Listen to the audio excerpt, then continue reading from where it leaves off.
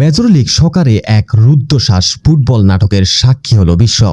Inter Miami ৩-০ ব্যবধানে এগিয়ে থেকেও রক্ষণভাগের চরম ব্যর্থতায় ৪-৩ গোলে ম্যাচ হেরে মাঠ ছেড়েছে।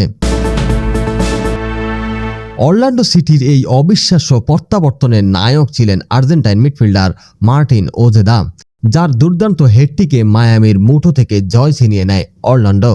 রোববার অনুষ্ঠিত এই ম্যাচে লিওনেল মেসি ব্যক্তিগত নৈপুণ্যে উজ্জ্বল থাকলেও তার দলের হার ঠেকাতে পারেননি। ম্যাচের শুরুটা ছিল মায়ামির জন্য স্বপ্নের মতো। খেলা শুরুর মাত্র ৩ মিনিটে টেলাস্কো সেগোভিয়ার নিখুঁত ক্রস থেকে হেড করে দলকে এগিয়ে দেন মিকায়েল। এরপর ২৫তম মিনিটে মেসি সুয়ারেজ জুটির চিরচেনা রসায়ন বল পেয়ে ব্যবধান দ্বিগুণ করেন সেগোভিয়া। আধিপত্য ধরে রেখে লিওনেল মেসি নিজেই এক দুর্দান্ত দূরপাল্লার শটে স্কোর লাইন ৩-০ করেন। গ্যালারিতে তখন শুধু মায়ামি জয়োল্লাস।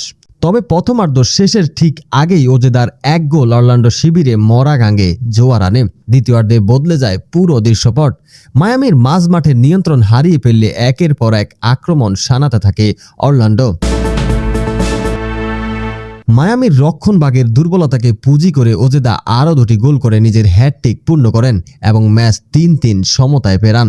ম্যাচের শেষ মুহূর্তে যখন ড্রয়ের সম্ভাবনা উকি দিচ্ছিল, ঠিক তখনই ইনজুরি টাইমে টাইরিস স্পাইসার জয়সূচক গোলটি করে মায়ামিকে স্তব্ধ করে দেন। এই হারের ফলে নিজেদের নতুন স্টেডিয়ামে টানা ৪ ম্যাচ জয়হীন থাকার লজ্জাজনক রেকর্ড গড়ল ইন্টার মায়ামি।